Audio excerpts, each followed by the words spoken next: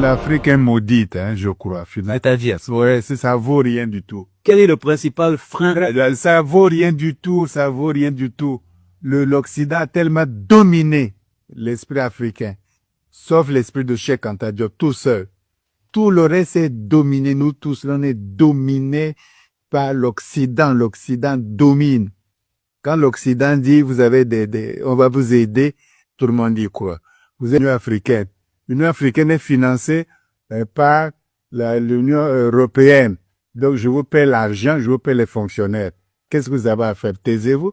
Donc, on sert les intérêts de l'Europe et non les intérêts de l'Afrique, c'est tout. Les Africains ne le comprennent même pas, ils n'analysent pas, que ce soit les journalistes, les intellectuels, c'est des rêveurs, ils voient pas de quoi il s'agit. Nous sommes en guerre.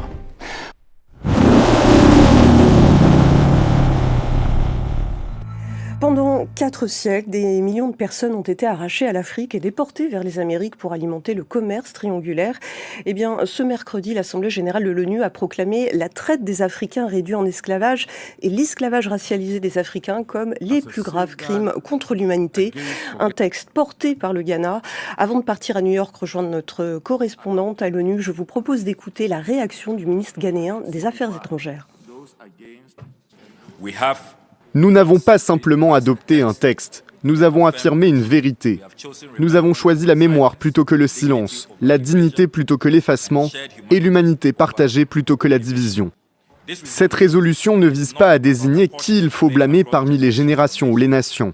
Elle ne vise pas à rouvrir de vieilles blessures. Elle vise à s'assurer que ces blessures ne soient pas oubliées ou niées. Voilà pour cette réaction, une position de l'ONU qui désigne cette période comme une rupture dans l'histoire mondiale avec des conséquences jusqu'à ce jour. Émilie Musset, vous êtes notre correspondante à New York. On a assisté à un moment important, 123 voix pour, 3 contre, États-Unis, Israël et Argentine et 52 abstentions. Que s'est-il passé dans la salle et quels sont les enjeux notamment juridiques de ce vote ? Alors, on a assisté à un moment très fort cet après-midi à l'Assemblée générale. On a entendu notamment des applaudissements au moment de l'adoption de cette résolution. Autre séquence marquante, la place donnée à la parole poétique dans cette assemblée. On a entendu la poétesse barbadienne Esther Phillips lire un texte poignant sur une petite fille marchant sur une ancienne plantation, texte ponctué de nombreux silences incarnant la douleur indicible des générations d'esclaves et la transmission de la mémoire. Mais derrière l'émotion, il y a bien sûr la question centrale, celle des réparations portée par le Ghana et son président Mahama. Il défend une revendication juridique, pas seulement symbolique. Ce texte, soutenu par l'Union africaine dans son ensemble, vient ainsi approfondir la voie initiée par l'organisation, la communauté caribéenne, emmenée par la Barbade notamment, qui s'est dotée d'un plan de réparation en 10 points il y a une dizaine d'années. Le résultat du vote illustre d'ailleurs les fractures entre puissance occidentale et sud globale. Les 123 voix pour viennent en majorité du sud global, alors que les pays européens se sont abstenus, et les 3 voix contre sont les États-Unis, Israël et l'Argentine. Les États-Unis se sont montrés d'ailleurs particulièrement acerbes contre le texte. La position américaine était très ferme. Ils ont déclaré que le texte était hautement problématique et ils rejettent toute base légale concernant les réparations. Ils disent aussi s'opposer à ce qu'ils présentent comme une tentative de hiérarchiser les crimes contre l'humanité. Voilà, et puis il y a 52 pays qui n'ont voté ni pour ni contre cette résolution. Ils se sont abstenus. C'est le cas du Royaume-Uni et des États membres de l'UE. Alors comment on explique cette abstention, notamment celle de la France ? Alors, l'abstention de la France s'explique en fait par la lignée que prend constamment la France depuis plus de 25 ans, celle de refuser la question des réparations. C'est ce qu'a rappelé l'ambassadeur Jérôme Bonnafont aujourd'hui. Il a présenté une allocution, il a basé sur la reconnaissance, la mémoire, l'action, mais jamais sur les réparations. La France a rappelé qu'avec la loi Taubira, elle était parmi les premiers pays à reconnaître, à faire la reconnaissance du crime contre l'humanité l'humanité. Mais la clé est là depuis la loi Taubira. La France défend une réparation mémorielle et symbolique, mais jamais juridique ou financière. C'est ce qui explique bien sûr son abstention aujourd'hui. Alors dans l'histoire, plusieurs associations ont tenté à plusieurs reprises de faire bouger cette position de la France, de l'infléchir. Mais pour l'instant, la France n'a jamais ouvert cette question des réparations. Et d'ailleurs, ce qui est grave dans cette affaire-là, quand on a aboli l'esclavage, on a indemnisé le colon. Vous savez pourquoi on a indemnisé le colon? Il perdait sa force de travail. On s'est fondé simplement sur l'article 17 oui. de la Déclaration des droits de l'homme, qui dit que quand on est privé de son bien, de sa propriété, on doit être indemnisé. Donc l'État français qui vient abolir l'esclavage estime que nous sommes toujours des pros des choses, des biens, et qu'il fallait indemniser le colon parce qu'il avait perdu ses biens, ses choses. C'est grave. C'est important aussi ce que vous dites là. Vous le dites parce que vous êtes avocate et donc vous savez, vous connaissez les tenants et les aboutissants. Et c'est ça justement la réparation, c'est avoir des gens, des spécialistes, des gens qui connaissent les sujets, des psychologues, parce que aussi notre structure mentale a été atteinte par on n'en sort pas indemne, c'est pas possible. L'esclavage reconnu comme plus grave crime contre l'humanité. Est-ce que tu captes ce que ça veut dire? On n'aura plus besoin de marcher sur des œufs.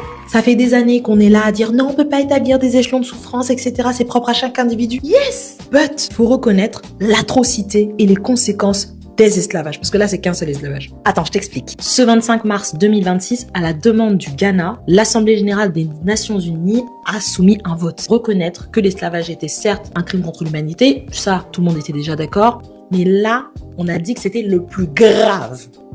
Le plus grave. Et on a demandé des sanctions, des réparations. Faut savoir que jusque-là, tout le monde était d'accord pour dire que c'était un crime contre l'humanité. But le plus grave, dans cette résolution, on a eu 123 pays qui ont voté pour, majoritairement ce qu'on appelle le bloc sud, donc l'Amérique latine, l'Afrique et l'Asie. 52 abstentions, une bonne partie de l'Europe, tu t'en doutes. Et enfin, 3 votes contre. Faut savoir que c'est la première fois qu'on a un vote aussi clair. Les 3 pays contre, c'était les États-Unis, Israël et l'Argentine. États-Unis, je pense que t'as capté, esclavage, voilà, ils ont carrément peuplé leur pays avec une grosse partie de la diaspora afrodescendante. Quand on voit la ségrégation raciale, les mouvements Black Lives Matter, en fait, tu captes que eux ne veulent pas reconnaître leur dinguerie puisque leur État a été fondé sur l'esclavage, ok?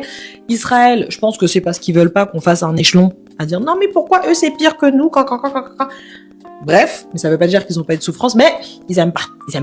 Et enfin, l'Argentine, ça me surprend pas parce qu'ils ont exterminé leur population noire. Donc, qu'en est-il de la France? La France, elle a été pour, sauf qu'elle ne veut pas qu'il y ait de réparation. En fait, ils veulent pas les conséquences, tu vois. Et donc, la plupart des États européens, c'était ça. Abstention. Parce qu'ils savent qu'il y a des conséquences. Cette résolution, elle ouvre la voie à des compensations financières, des excuses officielles, des réparations historiques et des garanties de non-répétition. Like, slavery on black people is done. En fait, il faut noter que selon l'ONU, sur le plan politique, l'esclavage, elle a encore des conséquences, notamment avec le racisme systémique, les inégalités globales, et j'en passe. En fait, ce qui effraie l'Occident, c'est vraiment le chapitre des réparations. Ça veut dire qu'inconsciemment, ils savent que c'est tellement une dinguerie qu'ils vont être plumés. C'est tout. En tout cas, à toutes ces personnes qui disaient qu'on travaillait dans le vide, non, je suis contente parce que les choses, elles avancent. Je suis contente parce qu'il y a de plus en plus de représentation. Je suis contente parce que les choses sont dites. Oui, mais dans le concret, on y arrive. Mais on bosse pas en vain. Il y a 20 ans, on n'aurait jamais imaginé ça. Wow! Je suis tellement heureuse parce que enfin, on avance et ça fait du bien.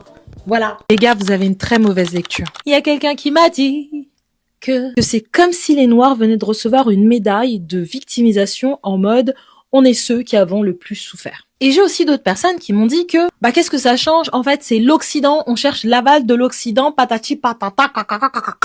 Et c'est là que je le dis et je le répète, vous avez une très mauvaise lecture. Vraiment. Faut vraiment chercher à aller plus loin pour comprendre pourquoi on est enjoué comme ça. Cette décision, elle est historique. Non pas que pour les réparations. Ça, c'est autre chose. On sait très bien qu'ils ont du mal à l'assumer. Ça, c'est pas nouveau. Elle est historique parce que, au-delà de la reconnaissance, il y a l'existence. Par cette décision, on reconnaît l'humanité de nos ancêtres. Et ça n'a pas de prix. Rappelez-vous de tout ce qui est syndrome méditerranéen. Rappelez-vous de tout ce qui est que le noir ne ressent rien, que toutes nos souffrances étaient inexistantes parce que nous n'avions pas d'âme pour certains. Et c'est pour ça que certains noirs ont été évangélisés, etc. En fait, refaites-vous le film de tout le truc. Et là, vous comprenez pourquoi depuis toutes ces années, les gens ont du mal à reconnaître que les souffrances des communautés noires sont réelles. Mais le fait de pouvoir mettre noir sur blanc et le reconnaître dans une instance internationale, c'est rendre justice à nos ancêtres et les faire exister. Déjà, première chose. Et ça, pour moi, c'est un truc, oh waouh! Ça n'a aucune valeur qui est estimable. C'est bien plus que ça. Il faut que vous appreniez à avoir un peu plus de sensibilité et d'humanité dans vos réponses.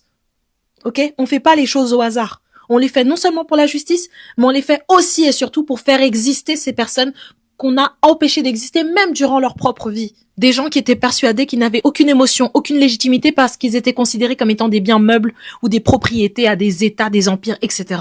Deuxième point important. Ce sont les nations dites du Sud qui ont voté. On s'en fiche qu'il y ait des abstentions, qu'il y ait eu des personnes contre. C'est que les nations du Sud ont réussi à faire quelque chose ensemble. Et je pense que ça, vous ne réalisez pas la portée que ça a. Ça permet de réaliser qu'ensemble, ils ont un poids beaucoup plus grand que celui des oppresseurs. Je vous fais un petit schéma. L'esclavage et la colonisation auraient pu être arrêtés bien plus tôt. Et je répète, bien plus tôt.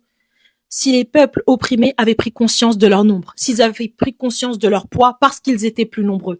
Faites vos recherches. Regardez le nombre d'esclaves qu'il y avait à la Guadeloupe, à Saint-Domingue, ou le nombre d'habitants qu'il y avait en Côte d'Ivoire pendant la colonisation, comparé au nombre de colons sur chacune de ces régions à l'époque de ces oppressions. Les gens n'avaient pas conscience de leur poids et de leur puissance et à quel point ils faisaient peur. Mais avec une décision pareille, on réalise à quel point on fait peur. Indépendamment des autres, c'est historique ce qu'on fait. Parce que, on reprend le contrôle de nos narratifs ensemble, et en plus de ça, on arrive à faire exister nos ancêtres et leur histoire et à leur rendre justice. Et ça, c'est énorme. Je crois que vous vous rendez pas compte. Vraiment. Et moi, je suis contente. Sorry. Dieu créa l'homme noir et l'homme noir créa le style.